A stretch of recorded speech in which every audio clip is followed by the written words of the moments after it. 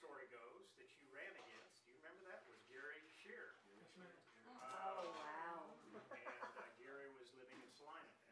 Debate coach at Salina. That's right. That's right. And an Emporia State graduate, by the way. Just saying. Just saying. Pam is still, you know, modest and Yes. hard to get her to stick out. And then he was in the House until I believe 1979, 77, 79, served as Speaker of the Kansas House of Representatives. Ran for governor, was successful, and served 2 terms as governor. And that's where I first got to meet John Carlin. I was in the chamber, out in running the chamber out in Garden City, and John was very instrumental in economic development projects out there, and also in projects that continue through to help Kansas in all areas. But those are the facts that if you go on Wikipedia or if you go on site and look up John Carlin, those would be the things that you'd pull up. Oh, I'm sorry, he also served as National Archivist from after his stint as governor. He lives now in Manhattan. Those are the things that you would find as facts. Those that actually worked with John Carlin would know some things that maybe were better attributes, or I think more important attributes than anything else. There are 3 of those. One is he was a great supporter of public education, higher education, K through 12 education. He was also an individual who knew what created business, retained businesses, and helped employers and employees in the state. And maybe even more important than that, and that's where we want to have John kind of set the tone tonight and also introduce the next governor-to-be.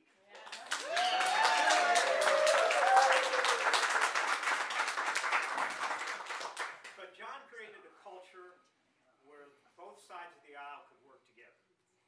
If you look at the programs, or I'm sorry, the legislation that passed during his final term, or in his final term, his final year, you saw such issues as Constitutional Amendment for reappraisal, classification.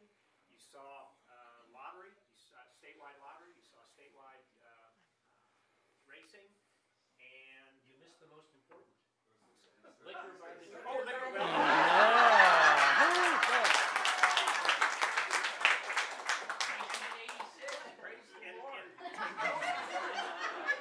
Those issues never would have passed did you not have somebody that could create the culture that you could have people work together for the betterment of the state. So join me in welcoming a friend of mine and a friend of all Kansans, Governor John. Yeah.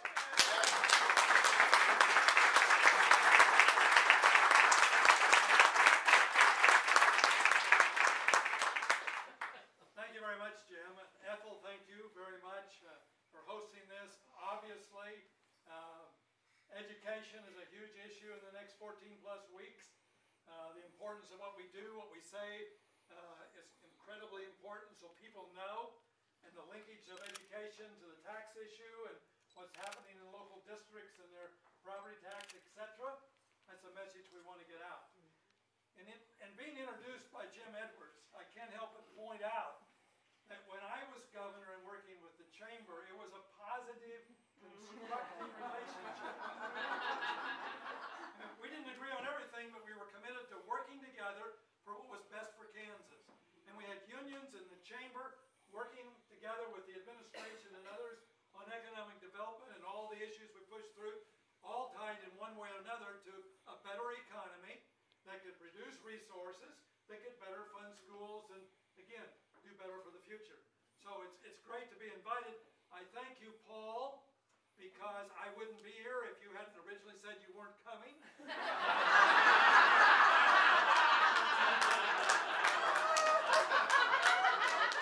I couldn't have had the chance to say a couple words or to introduce you, so it's worked out really, really well. Let me, in a very short way, say what I said in a much longer speech in Pottawatomie County last night. The thing I told them and reminded them is elections have consequences. And you know, I don't think any of us realized in 2010 how big a mistake we made. There wasn't that much said about what was going to be done, and we're paying the price. worse following their direction.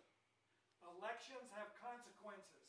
And the fortunate thing for us politically, those consequences have impacted public education.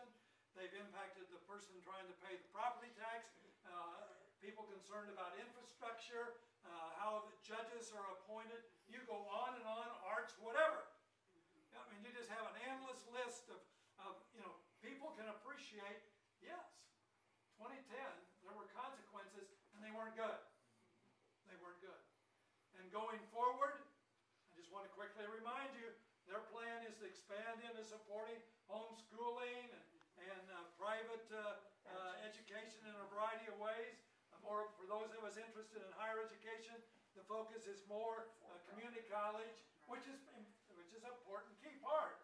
But we do have 2 plus, in some ways 3, great research institutions that are key, and his appointments to the Board of Regents, etc., don't signal any direction that would give you hope that selections of the new chancellor down the road and the presidents would be of the quality that could really lead those institutions. So as you look forward to consequences, this is a critical election. I tell people this is the most important election in my lifetime. And most of you here know how old I am. and I say it very sincerely, and there's no second, ranking them. I don't know where I go for second. It just stands out. I want to close, and I get to introduce Paul by telling you, 54 years ago, almost to the day, or certainly in the week, in advance of the primary out of Smolin, Kansas, 1960, Tice is running for the U.S. Senate. At a primary opponent, he's running against Hinkle, sitting lieutenant governor. And because a neighbor going to law school was helping Tice, he asked me to work Smolin Township. Primary. I went to every single Democrat in Smolin Township asking them to vote for Ralph Tice and why I was supporting Ralph Tice. Smolin Township voted for Tice 46-2. Wow. Not because John Carlin, but because I asked. Yes. And in politics, you got to ask. The candidates have got to ask for votes, ask for money, and all the rest of us have got to ask, what do you need to know about Paul Davis to support him? What do you need to know about education in terms of the critical direction, which direction we want to take? Do you want to go off the track even further, or do you want to really support public education? We've got to be asking those questions, challenging people, getting people involved, because elections have consequences, and I don't want 4 more years. We're going to lose talent in unbelievable ways. I mean, they're holding on. New teachers are not being advised even to think about Kansas in many ways. Safer to go somewhere else. I mean, folks, we've got to do everything. We got 14 plus weeks, and the man I'm about to introduce has got to win, but he's got to win big. Because I want legislators brought along, and not just these great incumbents that will win by themselves, but others that are in tough districts. Because Paul has got to have a legislature. Now, we can't do it all this year. Right.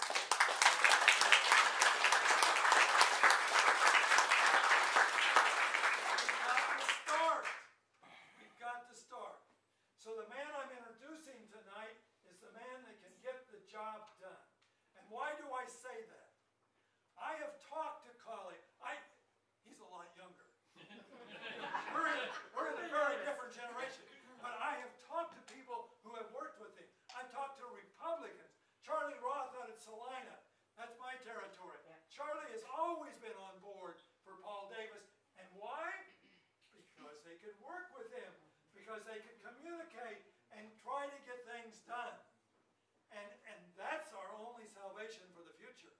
We have got to elect Paul for education, for infrastructure, for the judicial system, for endless reasons we could list. But we've got to also, as you're doing, support legislative candidates and start that number 33 to get larger and combine with moderates to run the House. Amen.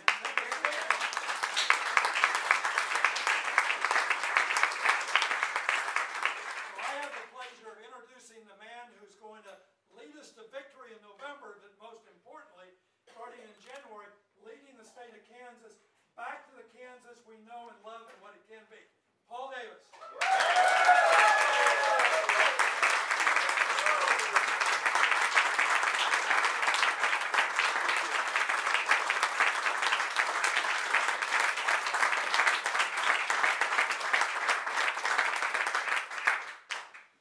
I'm not sure I can get you much more fired up than John Carlin. John, actually, I did this on purpose because I take every opportunity I can get to get a few pointers from somebody who has won this race twice. And I'm learning a lot. He got a running mate named Docking. Worked out well for him.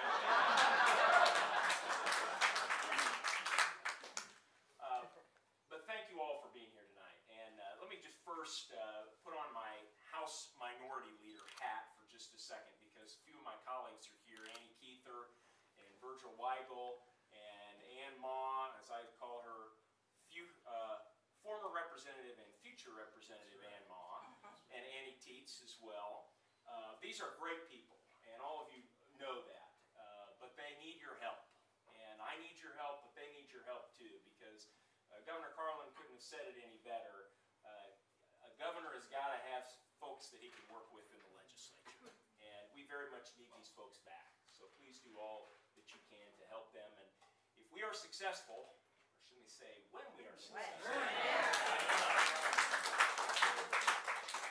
I firmly believe it's going to have a down-ticket effect.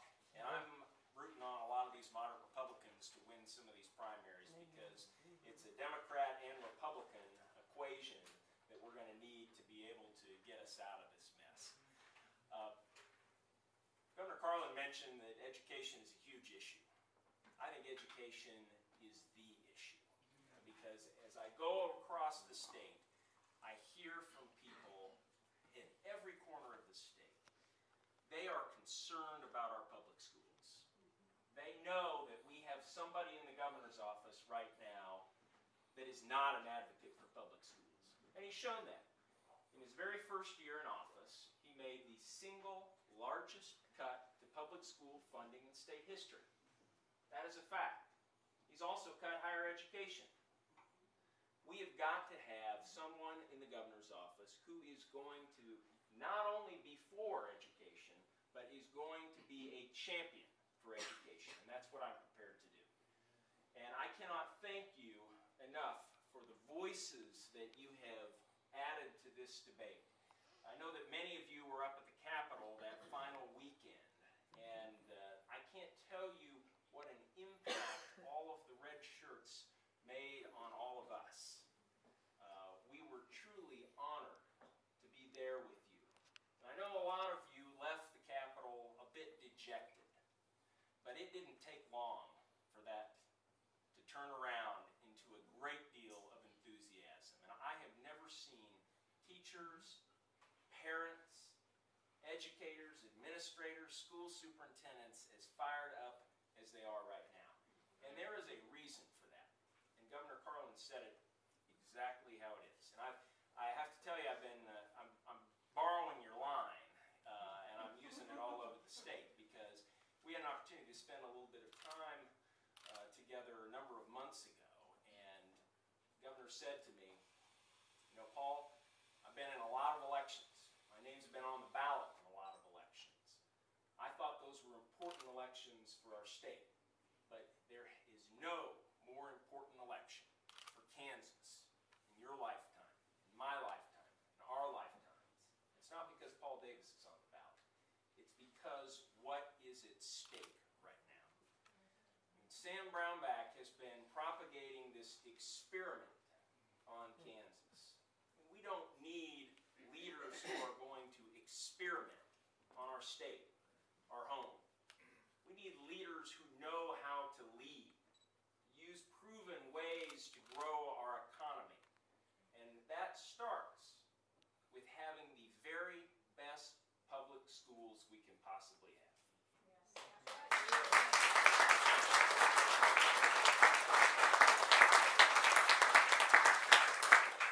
And many of you also know that the single most important factor in a child getting the best quality education we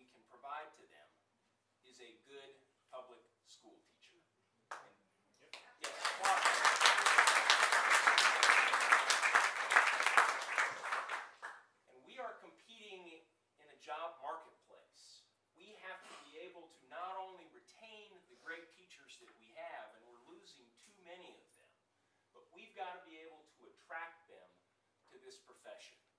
And if we can do that, we will have the very best public schools around. And if we have that, we will grow this economy and we will grow this state exactly how we know we can do it. You know, this election is kind of interesting, and it was mentioned that Governor Carlin's opponent was Gary Scheer, and I was going to throw into that debate, also a supporter of Paul Davis.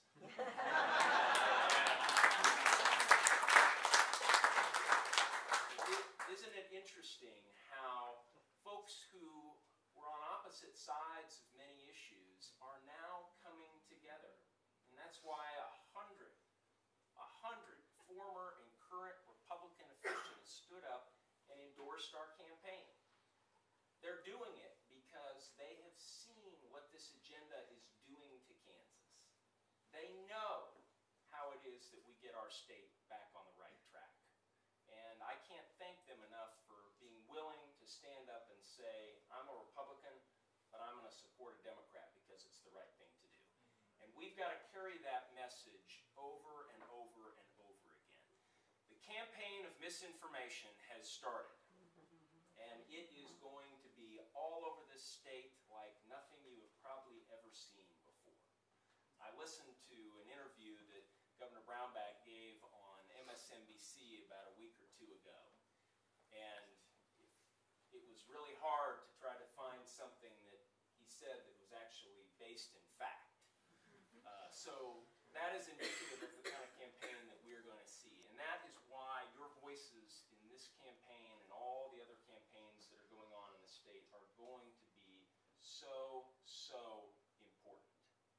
So when people say, well, I heard this about Davis, and I heard he's for this and that, you've got to set the record straight. And you've got to do that over and over again with your friends, your family members, your coworkers, the folks that you go to church with, because that's how we're going to win this campaign. We're going to get outspent. There's no doubt about it. But if you look at the last couple election cycles, big money hasn't been doing so well. And it doesn't win when you have an organized, well-disciplined campaign that is based in grassroots